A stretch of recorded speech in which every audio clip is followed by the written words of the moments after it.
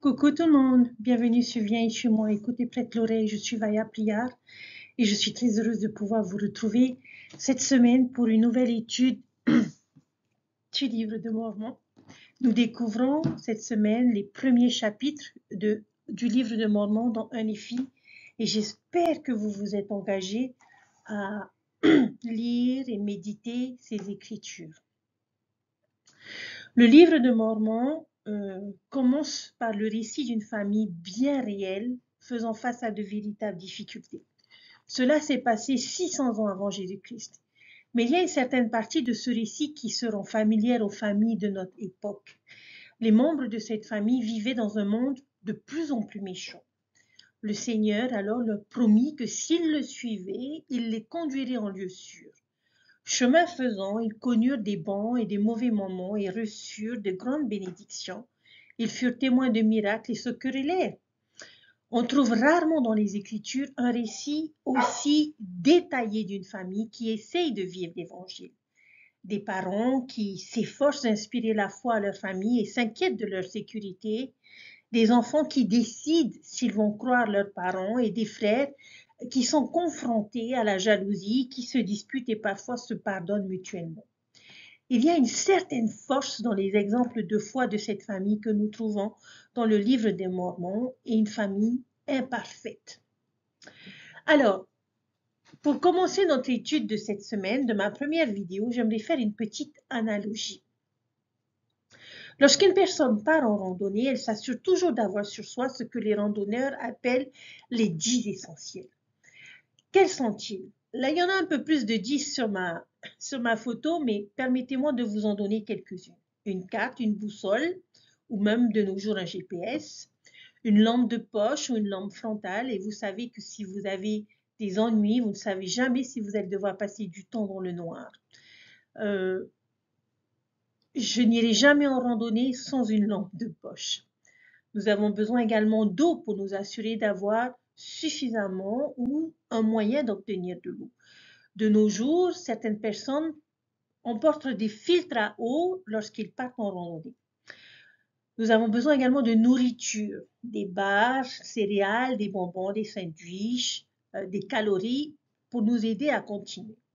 Nous avons également les premiers soins. Lorsque de mauvaises choses peuvent arriver, nous devons nous assurer que nous sommes prêts à affronter les différents types de blessures les plus courantes que nous pouvons trouver lors d'une randonnée.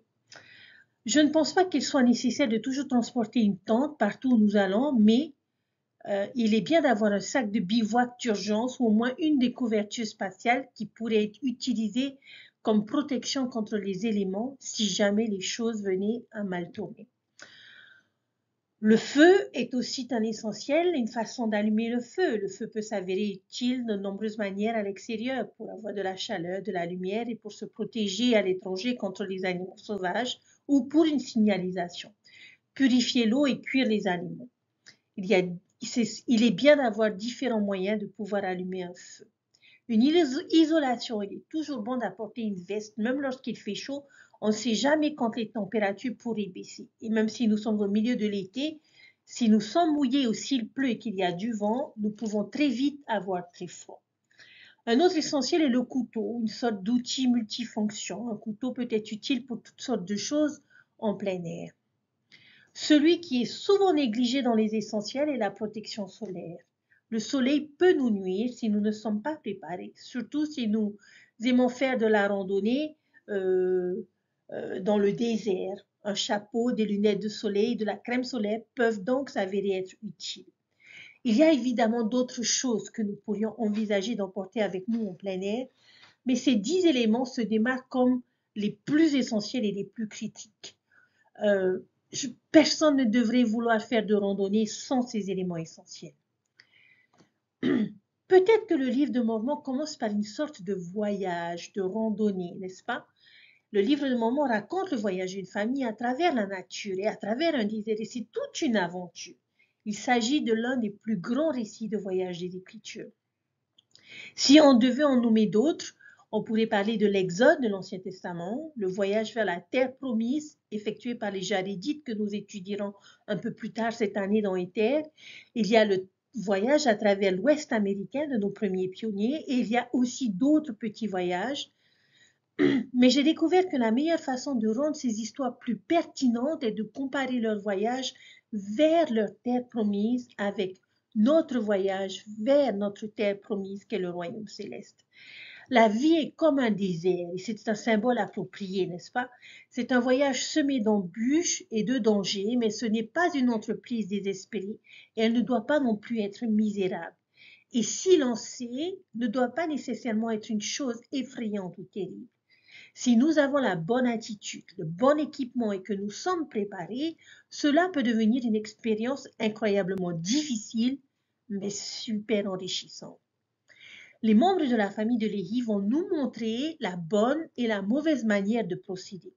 Nous avons des exemples des deux dans 1 Néphi. Nous pouvons donc suivre leur exemple positif et apprendre de leurs erreurs. Cette semaine, nous allons voir 3 leçons différentes qui illustreront 3 essentiels différents que chacun devrait emporter dans son sac à dos spirituel à travers le désert de la vie. Alors, chers frères et sœurs, je dirais à vos sacs à dos et commençons ce voyage ensemble. Quel est le premier essentiel que nous enseigne le livre de Mormon? Notre première leçon viendra du chapitre 1 de 1 Néphi. 1 Néphi commence par une question très importante. En apparence, 1 Néphi chapitre 1 semble être une histoire très simple. Mais lorsqu'on examine de manière plus approfondie, nous arriverons peut-être à la conclusion que j'en suis arrivée, c'est-à-dire que ce n'est pas une coïncidence si cette histoire a été incluse comme première histoire dans le livre de Mormon. Et la première chose essentielle que nous découvrons est un modèle pour une révélation personnelle. Et je vous invite à l'écrire sur la première page au-dessus du chapitre 1 et de noter d'une certaine manière cet essentiel et ce modèle de révélation. Lorsque nous jetons un œil à certains versets, nous pouvons identifier une séquence d'étapes dans le processus de réception de la révélation de Dieu. Dans le chapitre 1, les versets 4, 5, 6, 12 et 19. La première étape du verset 4 que je vois est celle où Léhi entend de nombreux prophètes prophétiser que Jérusalem va être détruite. J'appellerai cette étape l'étape d'introduction, le premier contact avec la parole et la volonté de Dieu. C'est ainsi que Dieu agit avec les enfants des hommes. Il envoie toujours des prophètes pour enseigner et avertir.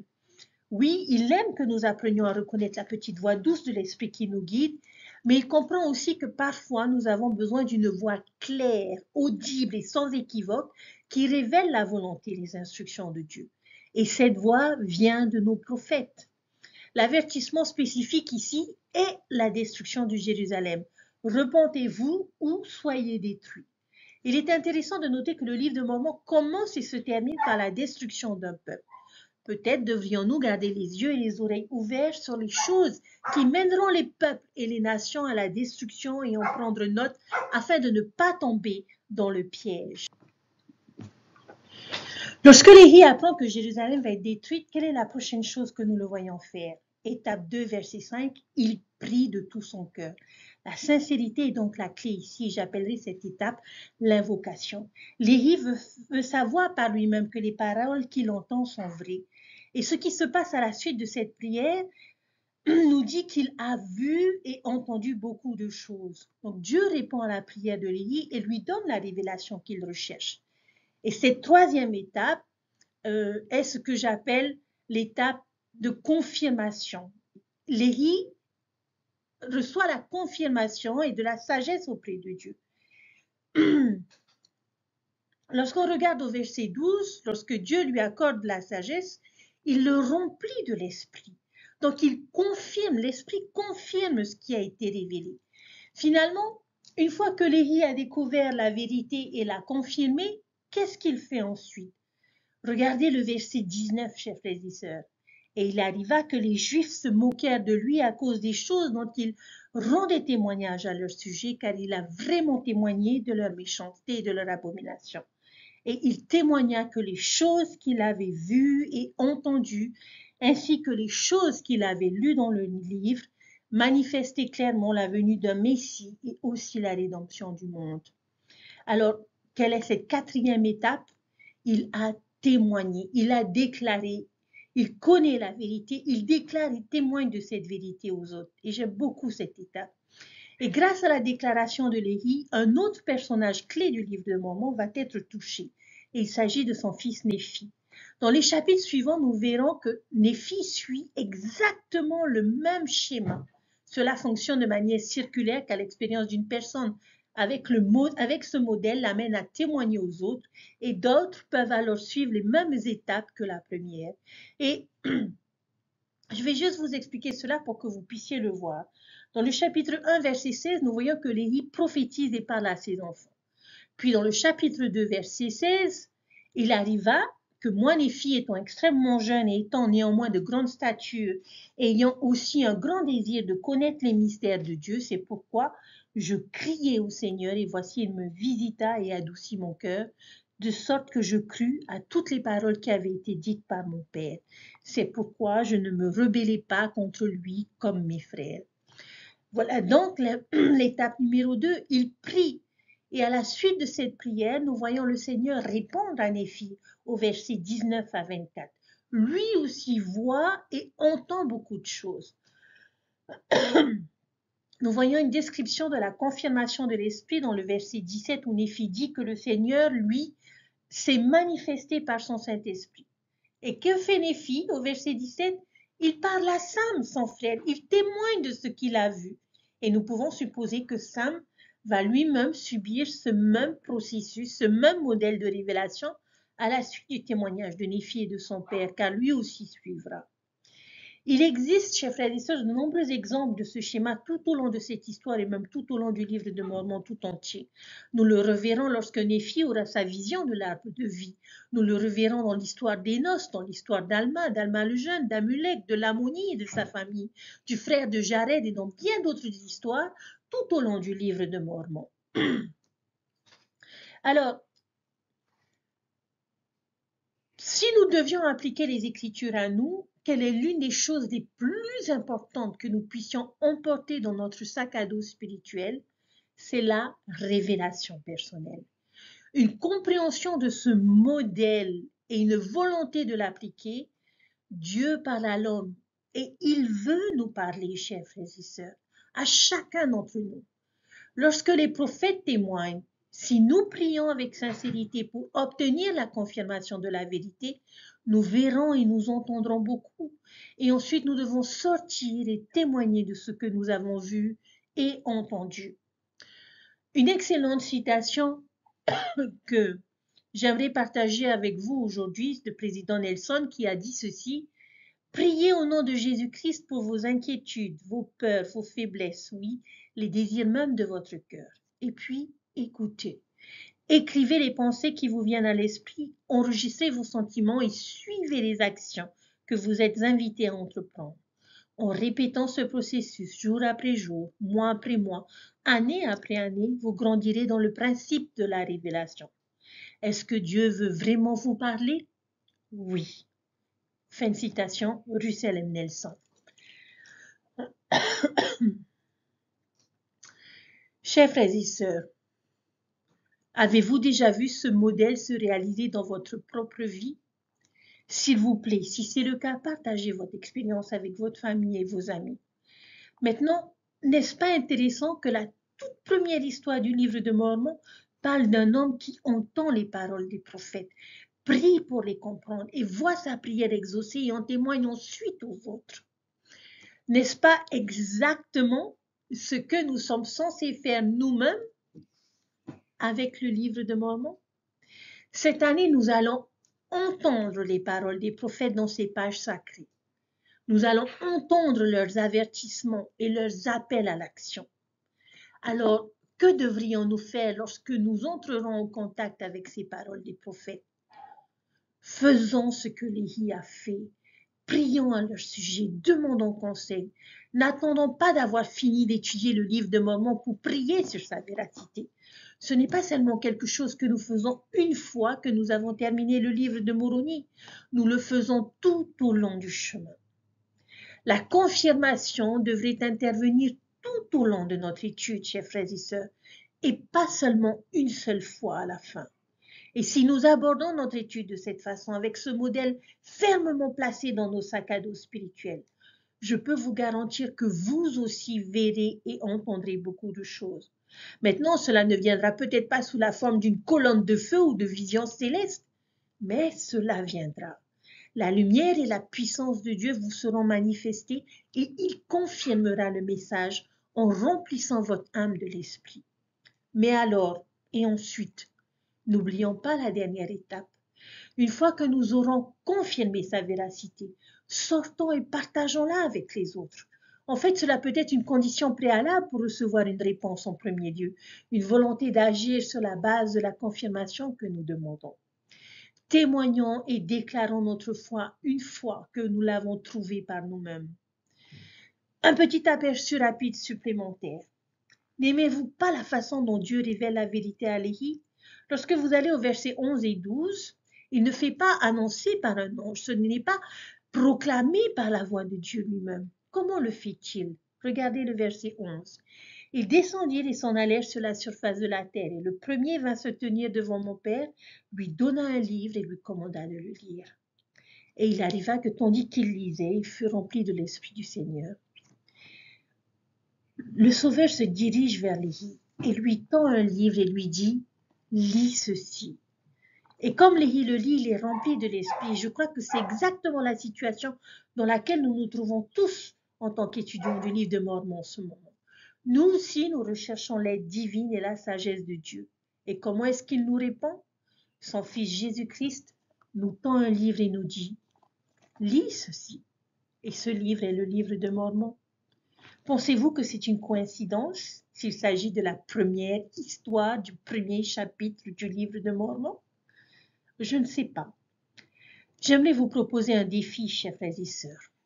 Appliquerez-vous ce modèle cette année dans votre étude du livre de Mormon? Allez-vous écouter attentivement les paroles des prophètes trouvées dans les Écritures?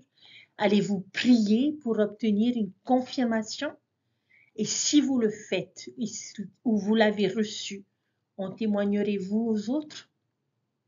J'aimerais que vous sachiez que personnellement, je m'efforcerai d'appliquer ce modèle moi-même. J'ai étudié le livre de Mormon et j'ai prié à ce sujet à de nombreuses reprises. Et grâce à ces choses, je peux sincèrement vous assurer que j'ai vu et entendu beaucoup de choses. J'ai ressenti des choses, j'ai été inspirée, j'ai été éclairée. J'ai vu des miracles se produire dans ma vie grâce aux enseignements du livre de Mormon. Lorsque nous appliquons ces principes, nous sommes bénis. Le modèle est en cours d'application dès maintenant. Alors, par conséquent, comme Léhi et Néphi, mettons le modèle de révélation personnelle dans notre sac à dos spirituel et utilisons-le tous les jours.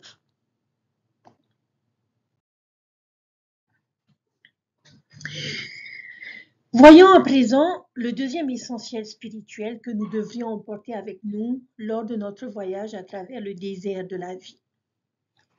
Les Écritures, que valent-elles? Comment répondriez-vous à cette question? C'est une question qui nous a été posée aujourd'hui dans notre classe de l'école du dimanche. J'aime le fait que dans l'histoire de l'Église primitive, Joseph Smith ait invité les frères à voter sur la valeur des révélations contenues dans les doctrines et alliances.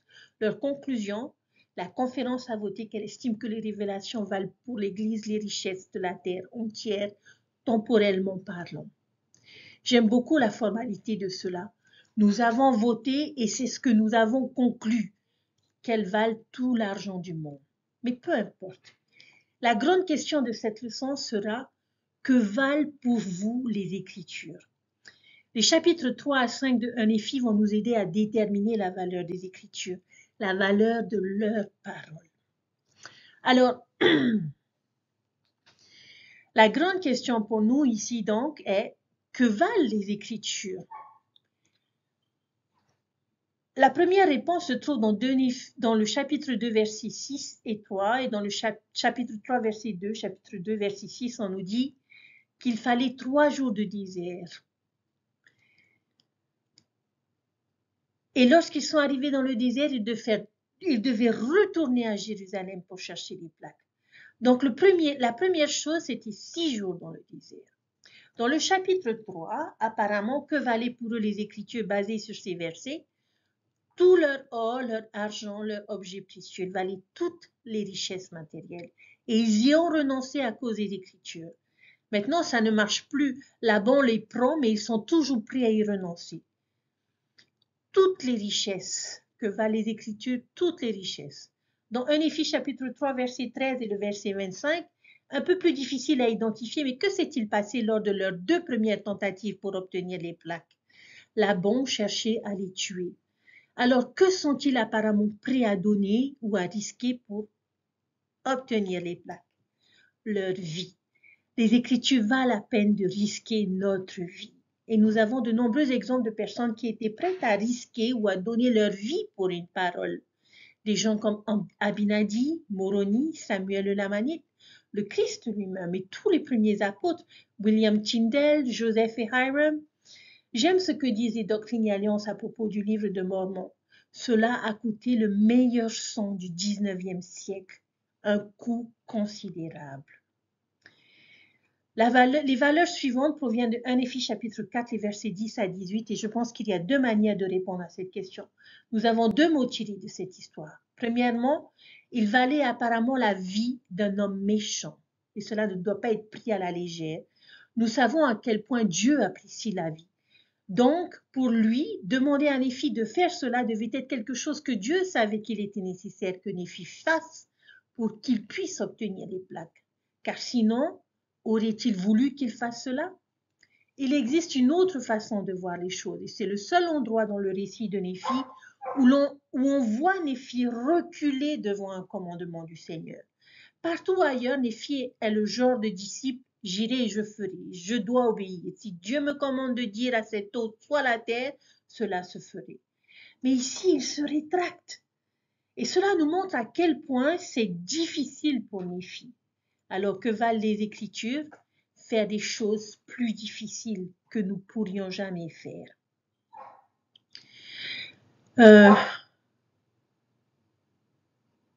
Frère Callister a dit: le livre de Mormon est l'un des dons inestimables que Dieu nous fait. Et l'histoire de la récupération des plaques d'airain auprès de Laban témoigne de cette valeur et de la valeur de la parole. Lorsque vous lisez ces chapitres, il y a d'autres versets des Écritures qui nous enseignent la valeur des Écritures.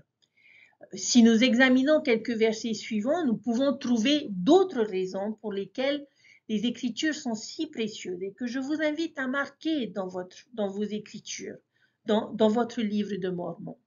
Dans 1 Éphésiens 3, 20, il préserve les paroles des prophètes. Les paroles des prophètes ne sont pas des choses que nous voulons perdre ou gâcher. Nous voulons les préserver et nous en souvenir.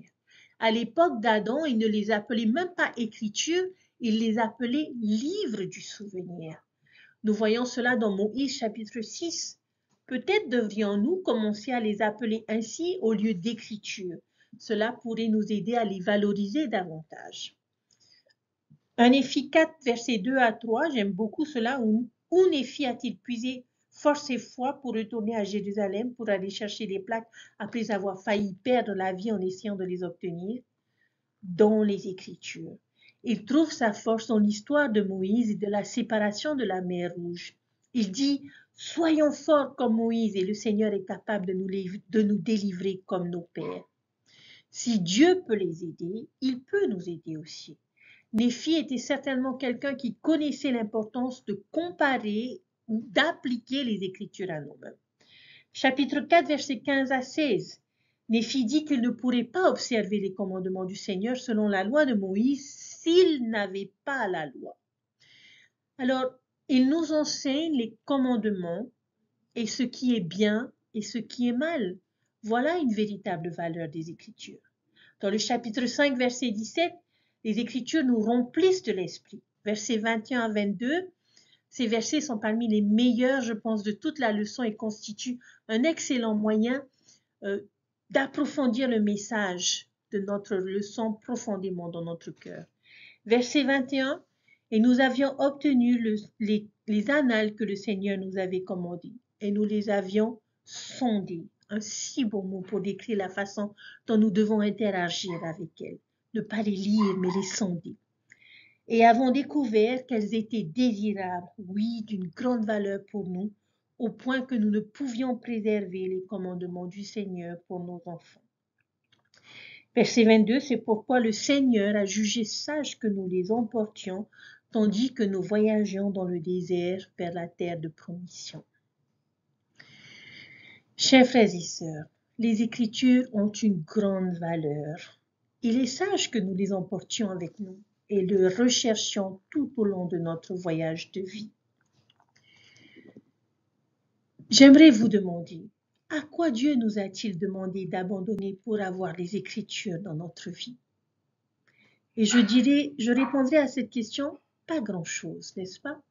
10 à 20 minutes de notre temps chaque jour.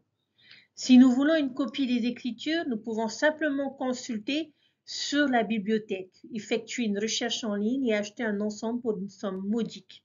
Ou même plus, nous pourrions simplement aller en ligne sur l'application de la médiathèque et les étudier gratuitement. Comparé à Nephi, Sam, Lamo et Lemuel ou Abinadi, Joseph Smith, Dieu exige très peu de nous pour apprécier la valeur de sa parole. Et cela à cause de sa gentillesse, de son amour et de son attention. Je crois qu'il comprend à quel point ils sont nécessaires à notre survie spirituelle dans les conditions spirituellement périlleuses des derniers jours. C'est pourquoi il nous les a rendus incroyablement accessibles. Lorsque nous réfléchissons à ce que Nephi a donné pour avoir les Écritures, nos excuses pour ne pas les étudier sont plutôt faibles.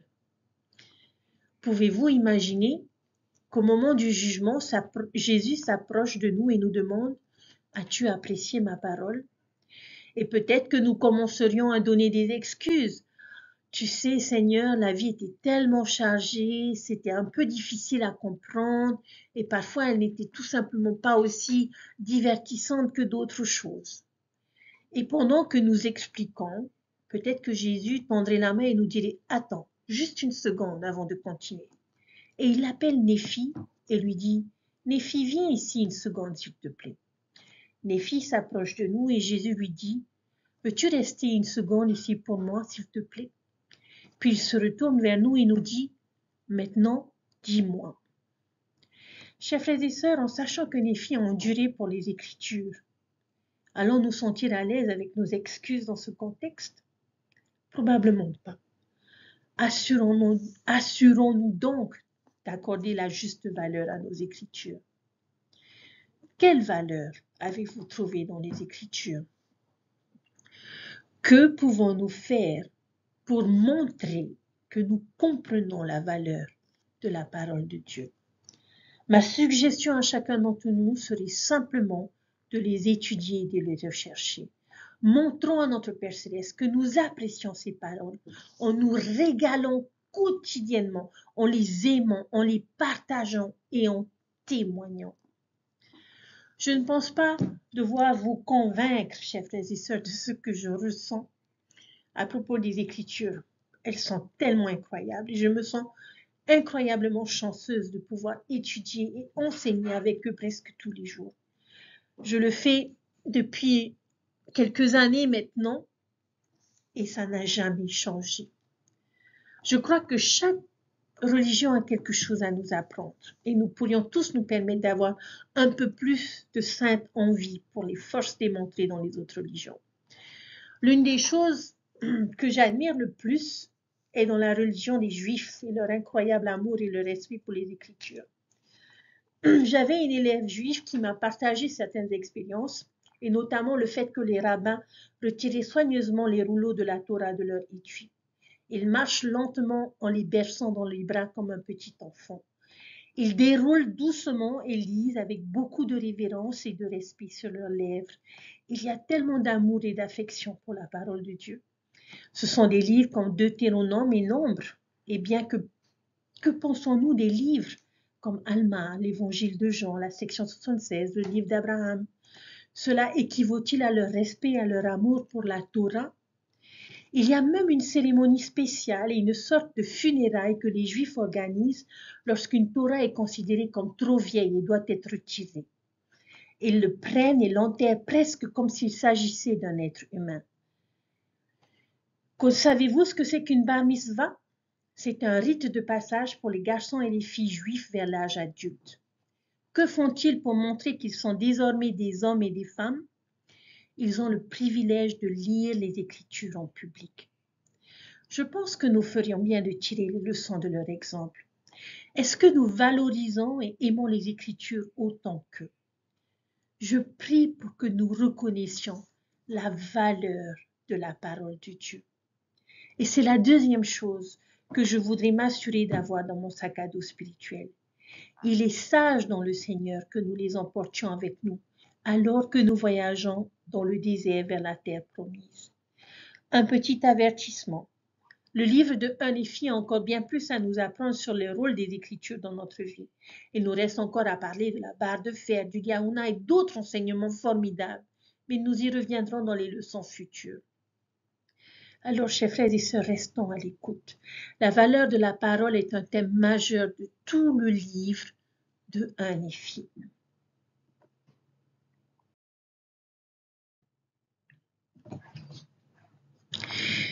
Quelle que soit la manière dont une personne commence à étudier les Écritures, le secret qui permet d'accéder à des connaissances importantes est d'étudier en permanence.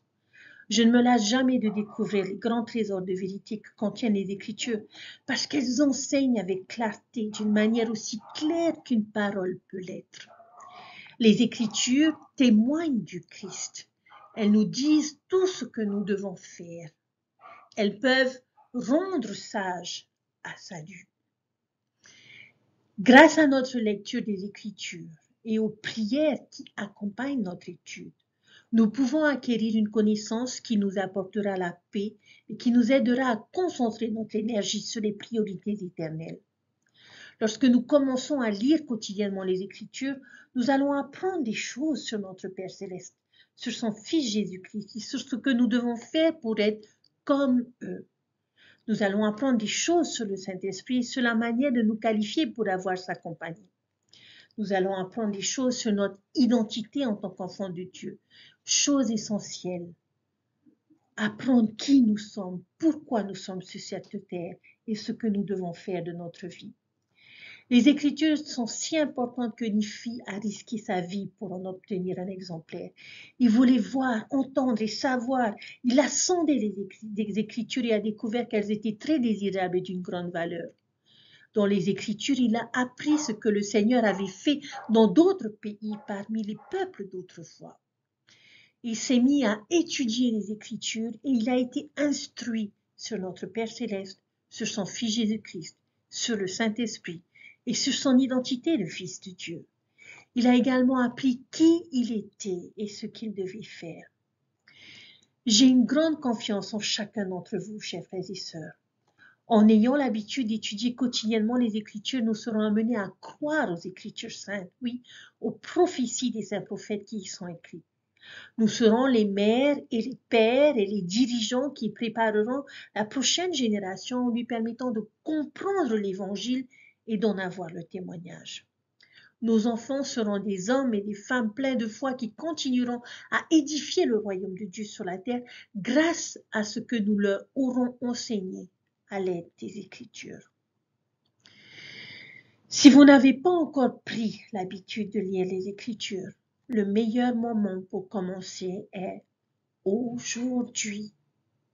Ce qui m'a apporté la plus grande joie, c'est l'habitude de lire quotidiennement les Écritures que j'ai prises il y a quelques années. Il y a des jours où j'ai beaucoup de temps pour méditer sur les Écritures et pour faire mon étude, et d'autres fois, je ne réfléchis qu'à un petit nombre de versets. De même que l'alimentation et la respiration soutiennent notre corps physique, de même les Écritures alimentent notre esprit et lui donnent vie.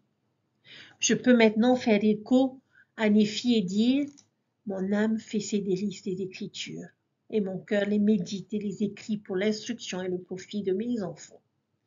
Voici mon âme fait ses délices des choses du Seigneur, et mon cœur médite quotidiennement les choses que j'ai vues et entendues. » Je prie, chers frères et sœurs, que notre Père céleste nous bénisse dans ce festin que nous pouvons nous faire chaque jour. que nous puissions utiliser le modèle de révélation personnelle pour voir, entendre, obtenir confirmation et ensuite témoigner de ce que nous avons appris, de ce que nous connaissons. Je prie également pour que nous comprenions la valeur de ces enseignements,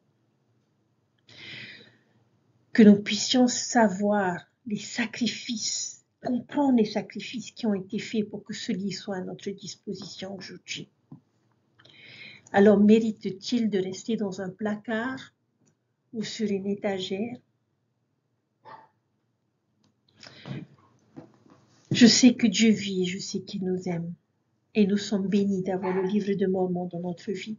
À vous, amis de l'Église qui me suivez, j'aimerais vous témoigner que le livre de Mormon est vraiment la parole de Dieu.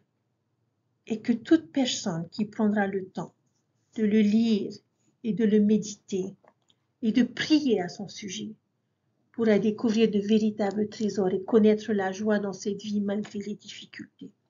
Je m'engage, chers amis de l'Église, à lire ce livre avec vous si vous le souhaitez.